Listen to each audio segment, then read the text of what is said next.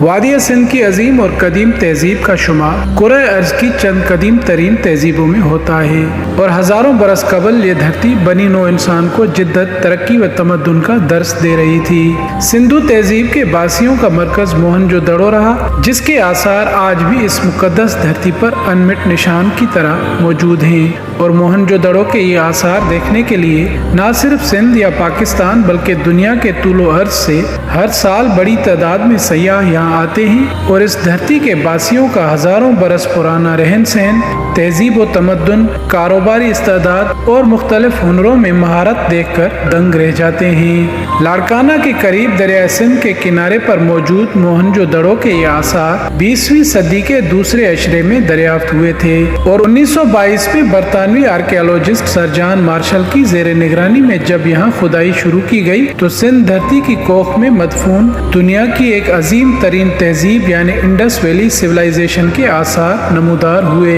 मोहनजोदड़ो की तामीर देखकर पूरी दुनिया दंग रह गई थी, क्योंकि इससे कबल दरियाफ्त शुदा कदीम तहजीबों में तरक्की व तहजीब का ऐसा मयार नहीं देखा गया था। मोहनजोदड़ो के बासी पढ़ना लिखना भी जानते थे और उस वक्त की इस्तेमाल की गई स्क्रिप्ट, जिसे इंडस स्क्रिप्ट कहा जाता है, आज तक डिकोड नहीं की जा सकी है। इस बात से इस कदीम तहजीब की अहमियत और अफादियत का अंदाजा भी लगाया जा सकता है। मोहनजोदड़ो की खुदाई से दरियाफ्त होने वाली चीजें, जिनमें कदीम सिक्के, मोहरें, जेवरात, बर्तन, मुजस्मे, इंसानों और जानवरों के ढांचे व हड्डियां इसी मकाम पर बनाए गए म्यूजियम में महफूज हैं, जिन्हें देखकर इंसान हैरत के जजीरों में गर्क हो जाता है कि साइंस और टेक्नोलॉजी समेत दीगर सहूलियात की दरियाफ्त से हजारों बरस कबल वादिया सिंध के लोग कैसे एक तरक्की याफ्ता समाज तश्कील पाने में कामयाब हो चुके थे। ये इस धरती के बासियों की मेहनत, मुशक्कत और अक्ल व दानिश का सबूत है, जो मोहनजोदड़ो के आसारों की सूरत में आज भी मौजूद हैं।